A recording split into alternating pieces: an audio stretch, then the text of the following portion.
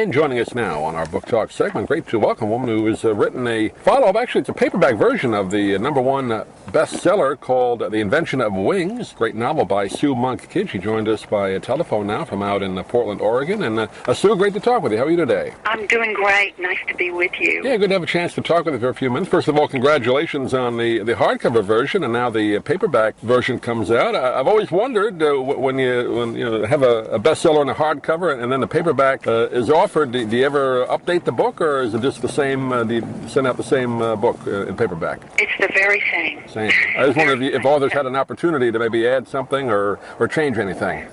No, I didn't have that opportunity.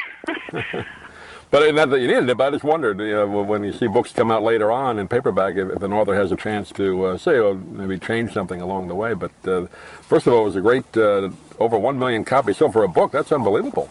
Well, yes, it always takes me by surprise when something like that happens. So, the only proper response is just to say thank you and be in wonder of it. So that's Sure. where I am. And when you wrote the book, how long ago did you write the original copy? A couple of years now, or? I guess it has been about 2 years ago when I finished writing the book, and it's been out almost a year and a half, I guess. So it's nice to have it come out in paperback finally. This is what they call a historical novel. Deals with a couple of characters back in the early 19th century, right? That's right. These were two women in early 19th century Charleston who really made a big dent in American history and yet have more or less been forgotten. And I discovered them, kind of stumbled on them really in New York and wanted to write their story. So they were the inspiration for the novel, and their names are Sarah and Angelina Grimke, the first female abolition agents in America and some of our earliest women's rights pioneers. But it's an unlikely story because they certainly didn't start out that way. Yeah, when you write a book about real people, now you do make up a story around it, but do you do research on those particular people just to get an idea how they maybe dressed or where they lived or how they lived? Yes, indeed. And I did actually a lot of research for this novel. I worked about 6 months on the research before I started writing, and then the research continues as you're writing the book too. But it was absolutely crucial to get this authentic sense of 19th century Charleston and what that was like, and then later Philadelphia, where the novel takes place in these two cities.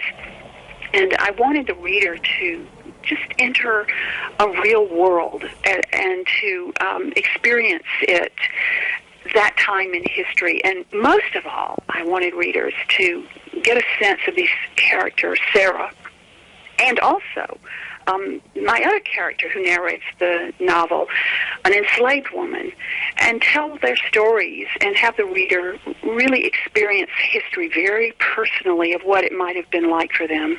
Yeah, Sarah, if I recall correctly, she's only 11 when she gets a slave. Is that accurate? Yes, this is how the novel begins. That's the call to adventure, so to speak, that launches the whole narrative journey in the story. Sarah is 11 years old. The year is 1803 in Charleston. And she is given a birthday present of a human being. And this was a practice that actually happened at this time. And this was a girl, an enslaved girl, about the same age as Sarah. And these two will tell the story of their own quest for freedom throughout the book. And their relationship will span about 35 years. So we're going to see them grow up into women and go through an internal process that changes their lives in profound ways. Yeah, it's hard to imagine being an 11-year-old and then a person is given to you, and I guess they tell you this is your slave. I mean, how do you process that at 11? Yes, exactly. How do we even process that today? It's very hard to imagine, and yet this was part of this world. It was a common thing, I suppose. So it's very hard to get our heads around that today. And, you know, Sarah at the time, she struggled with it more than I think most people might have, because she was a reformer at heart. She had a very strong moral compass, even as a little girl, and she would develop into this extraordinarily brave woman who would end up having to leave the South, become an exile, and go through a real painful time and metamorphosis in order to do what she did. And she did, amazing things.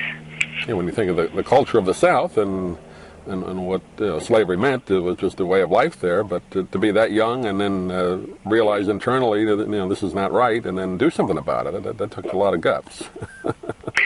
Yeah, she had them too, although she had to really struggle for them at times. She had some failures of courage, like most people, because, as you can imagine, she's living in Charleston, where the confines of and dictates of that world were huge in her life, and to defy them meant a lot of ostracism for her, a lot of pain, but, she did it anyway. And I really hated that her name and that of her sister Angelina is not more well known in our country, and I think they just kind of fell through the crack. And I really wanted to help people discover or rediscover them. What's been the reaction when the hardcover's been out, like you said, about a year and a half? Have you gotten a lot of feedback on these two characters, actually real people, that maybe surprised you? I have actually heard from so many readers who told me they had never heard of these women, and they were so glad to know about them. These two sisters are pretty inspiring, and they inspired me. I really think they made me a braver person just by learning about their lives. Sarah wanted to be the first female lawyer in America. She wanted her life to make a difference in the world, to have a voice and a vocation. And, of course, this was a time when women were vastly limited. They had no rights. Mm-hmm. She had to fight tooth and nail to do what she did. And so I call them in the novel female incendiaries because they really lit a spark. I would argue they lit one of the earliest sparks for women's rights in America, because they were out there fighting for a woman's right to speak in the public sphere, just as they were fighting for the abolition of slavery. They were doing both at the same time, and they linked these things up. And, it was interesting that Sarah and Angelina were the ones who said, wait a minute, we, too, are suffering our own form of slavery as women, and we can help this anti-slavery cause so much better if we're allowed to get out of the domestic world and actually speak outside of the parlor. And so it became a huge controversy in the North, where they were censored, and there was a lot of backlash. So they have quite a history, and they were pariahs in Charleston. So they suffered through a lot because of their views. Yeah, I guess hence the term suffragette, right? Exactly. It's not an easy thing to be. Well, it's a great story, and again, you brought it to life in the hardcover, now available in the paperback version of The Invention of Wings. We've been talking with Sue Monk Kidd today. Also wrote The Secret Life of Bees, another great book as well. But Sue, I know, again, it just came out in paperback, but to give out your website, people get a hold of you or the book.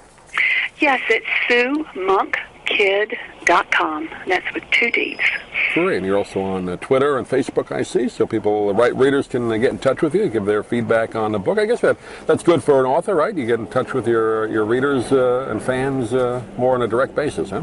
Well, I do love to hear what readers have to say. I learn a lot from them all the time about what I'm doing, so it's great to hear from them. Yeah, great. Well, Sue, pleasure talking to you. I know you're on a busy book tour. I just saw the notes here. You're out in Portland on a tour, but you live in Florida, right? Is that right?